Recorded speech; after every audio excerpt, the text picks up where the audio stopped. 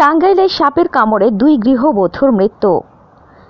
বারান্দায় দাঁড়িয়ে দেখছিল বৃষ্টি, বজ্রপাতে মাদ্রাসার 21 শিক্ষার্থী আহত।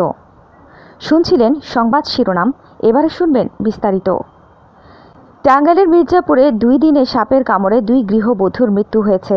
বৃহস্পতিবার 16 মে 2 গৃহবধূর মৃত্যুর বিষয়টি নিশ্চিত করেছেন ফতেপুর ইউনিয়ন পরিষদের চেয়ারম্যান আব্দুর রৌফ।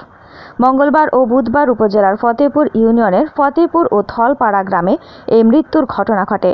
মারা যাওয়া গৃহবধূরা হলেন ফতেপুর গ্রামের ফরিদ মিয়ার স্ত্রী আরিফা বয়স 22 এবং থলপাড়া গ্রামের ফারুক মিয়ার স্ত্রী রুলিয়া বেগম বয়স 40।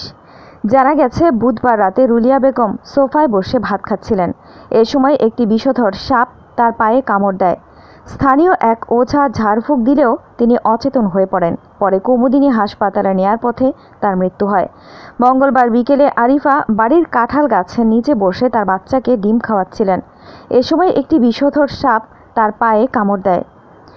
অচেতন অবস্থায় তাকে টাঙ্গাইল শেখ হাসিনা মেডিকেল কলেজ হাসপাতালে নেয়ার পর তার মৃত্যু হয়। এদিকে ফরিদপুরের নগরকান্দা উপজেলায় বজ্রপাতে একটি মাদ্রাসার 21 জন ছাত্র আহত হয়েছে।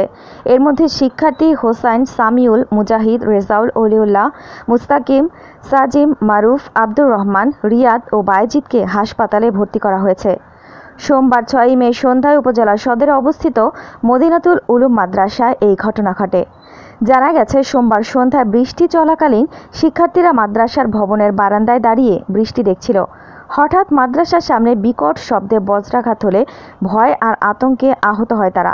পরে মাদ্রাসার শিক্ষক ও অন্যান্য শিক্ষার্থীরা আহতদের উদ্ধার করে নগরকান্দা উপজেলা হাসপাতালে নিয়ে যান। নগরকান্দা উপজেলা স্বাস্থ্য কমপ্লেক্সের স্বাস্থ্য কর্মকর্তা ডাক্তার জয়দেব কুমার সরকার বলেন, একটি মাদ্রাসার 11 জনকে হাসপাতালে আনা হয়েছে।